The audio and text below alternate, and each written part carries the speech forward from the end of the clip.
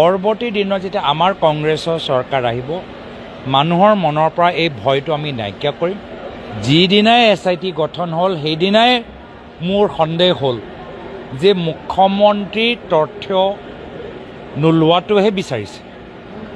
যেতিয়াই বিষয়টো ডাইভাৰ্ট কৰিব লাগে, তথ্যবোৰ লুকাব লাগে, মুখ্যমন্ত্ৰী হিমন্ত বিশ্ব শৰ্মা ডাঙৰীয়াই SIT গঠন কৰি দিয়ে।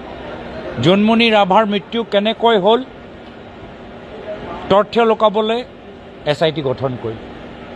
মোৰ সম্পৰ্কত বিভিন্ন অভিযোগবোৰ লৈ যে ৰাইজ বাস্তৱ তথ্যবোৰ গম যে নাপায়, সেইখিনি তাৰ বাবে কি কৰিলে? SIT গঠন কৰি দিলে।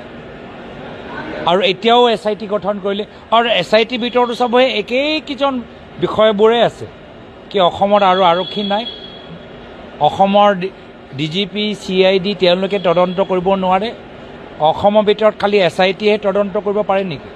আৰু SIT ভিতৰত সদায় সেই একেখিনিয়েহে মানুহবোৰ থাকিব নেকি? জোনমণি ৰাভাই হওক, কোনোবা ৰাজ্যসভা সাংসদ কথাই হওক, মোৰ কথাই হওক, জুবিন গাৰ্গৰ কথাই হওক। তো সেইকাৰণে যেতিয়াৰ পৰা SIT মুখ্যমন্ত্ৰীয়ে সৃষ্টি কৰিলে তেতিয়াৰ পৰাই গম পালোঁ যে SIT যোগেদি তেওঁ তথ্যবোৰ লুকাবলৈহে বিচাৰে, তথ্যবোৰ ফাদিল হোৱাটো নিবিচাৰে। বীৰ লাচিত সেনৰ কথা মই ক'বলৈ নাযাওঁগৈ। গোটেই তথ্যবোৰ তেখেতৰ ওচৰত আছে, আমাৰ ওচৰত তথ্যবোৰ আমাৰ ওচৰত নাই। কি তথ্য ভিত্তিত অসম আৰক্ষীয়ে এইখিনি ক'লে, তথ্য আমাৰ ওচৰত নাই।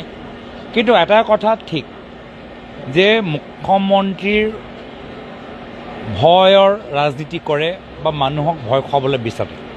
আৰু পৰৱৰ্তী দিনত যেতিয়া আমাৰ কংগ্ৰেছৰ চৰকাৰ আহিব মানুহৰ মনৰ পৰা এই ভয়টো আমি নাইকিয়া কৰিম।